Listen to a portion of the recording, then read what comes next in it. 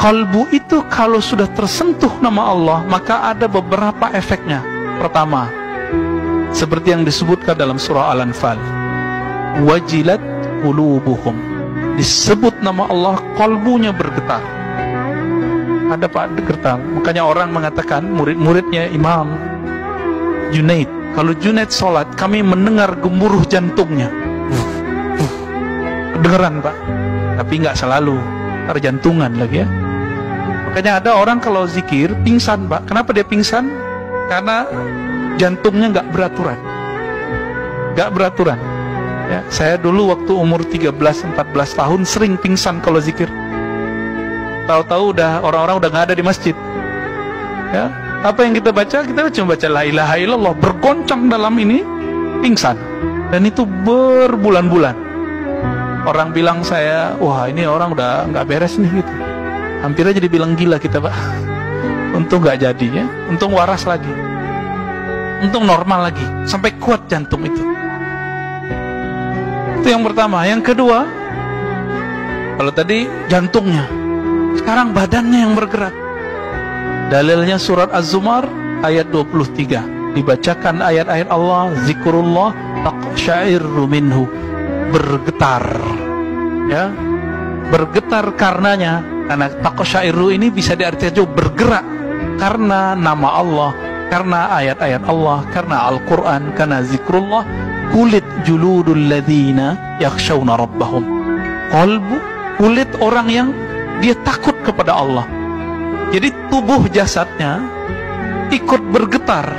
Pernah lihat ada orang main bola atau nonton bola, ketika bolanya mau gol, badannya ikut teriak, mulut teriak, badannya ikut melonjak. Pernah lihat? Nah kira-kira begitu Pak.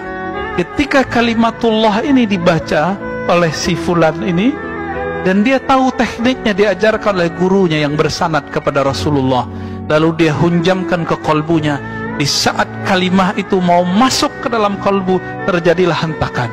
Itu sebabnya kenapa sebagian orang-orang ahli zikir itu zikirnya dia sembari bergerak, bukan dibuat-buat itu ya. Kita aja yang bilang dia kesurupan. Beda Pak, kesurupan jin sama kemasukan kalimatullah itu beda. Yang ngeruqyah butuh diruqyah lagi tar. Jadi pernah kejadian orang zikir begini lagi asyik, diruqyah sama teman kita. Bingung dia ya. Justru lebih tajam kolbunya orang ini daripada yang meruqyah. Yang meruqyah pakai suuzon, oh ini jin, ini jin. Tidak akan pernah bersatu di dalam kolbu nama Allah dan jin, gak pernah. Saya pernah menyebutkan di sini bahwa syaitan itu minta izin kepada Allah. Ya Rabb, dia manggil Allah juga, ya Rabb. Jadi syaitan itu bertuhannya ke siapa? Allah juga. Izinkan aku masuk ke dalam jantungnya manusia, ke dalam kolbunya ke manusia, baik yang zahirnya jantung ataupun yang batinnya hati. Apa kata Allah? Enggak bisa, enggak boleh. Tapi aku izinkan kamu masuk melewati jalur pembuluh darah. Itu sebabnya Nabi mengatakan inna syaitan yajri majrad dam. Syaitan itu mengalir di setiap pembuluh darah. Di mata ada pembuluh darah nggak? Makanya mata kita nakal Pak, bener nggak? Iya, gitu aja Pak. Mata saya juga nakal kok. Lidah kita suka nyelekit nggak? Iya, karena di situ ada. Ya, telinga kita senang denger yang jorok-jorok nggak? Ngaku aja Pak, iya. Kalau ngelihat orang tengkar seneng nggak?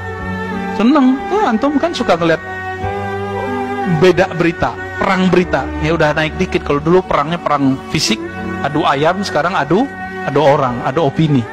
Itu hobi. Nah, orang-orang yang jualan berita itu, mereka level pertengkarannya udah sampai di perang akliyah, bukan fisik lagi.